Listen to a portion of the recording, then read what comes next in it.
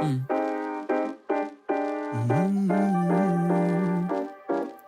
Ba-da-da-da-da, yeah. Thanks, baby. Let's do it. What? Damn, you look so good. Laying there wearing nothing but my t-shirt. Your body's a neighborhood. Agenda yang akan kita bahas yaitu yang pertama, pengertian dan fungsi dari giratory crosser, yang kedua, bagian-bagian giratory crosser, yang ketiga, cara kerja dari giratory crosser, dan yang keempat, kelebihan dan kekurangan giratory crosser. Crosser adalah alat yang berfungsi untuk memecah batuan yang lebih kecil sesuai spesifikasi yang dibutuhkan batuan hasil pemecahannya dengan menggunakan saringan. Contohnya, giratory crosser. Giratory crosser digunakan bila memerlukan alat yang mampu untuk menghasilkan suatu produk skala besar. Operasi atau mekanisme alat ini adalah full-time crossing, yang artinya alat ini meremuk biji selama siklus perputarannya. Alat ini biasanya dijumpai pada industri tambang atau pabrik pengolahan biji. Pada bagian ini, saya akan menjelaskan tentang bagian-bagian alat. Yang pertama yaitu main shaft assembly atau poros utama, berfungsi untuk menggerakkan crusher agar dapat berputar.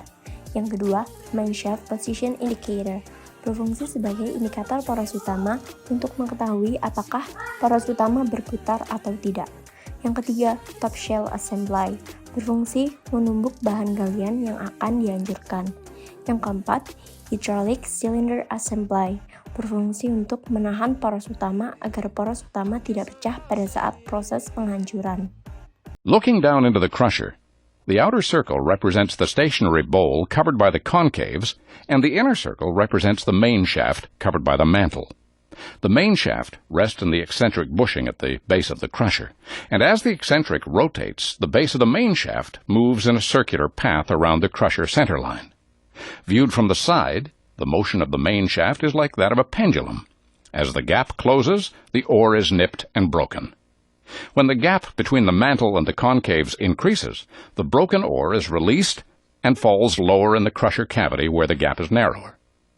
Ore that is fine enough falls through the crusher where it is usually picked up by a feeder or conveyor belt.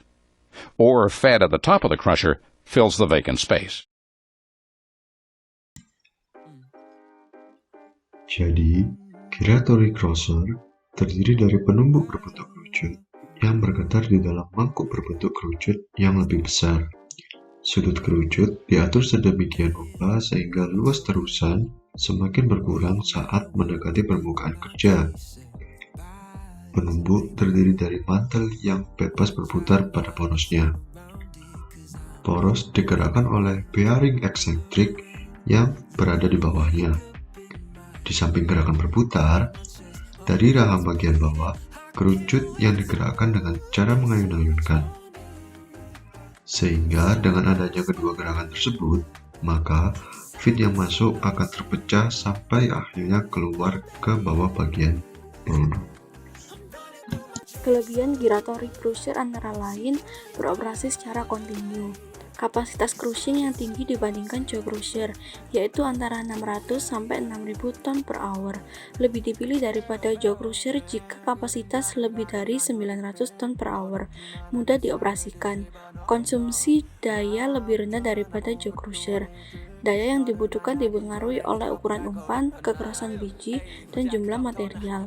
Beroperasi paling efisien pada beban penuh. Terlepas dari banyaknya kelebihan giratory crusher juga memiliki kekurangan. Salah satunya membutuhkan modal atau biaya dan biaya pemeliharaan yang besar.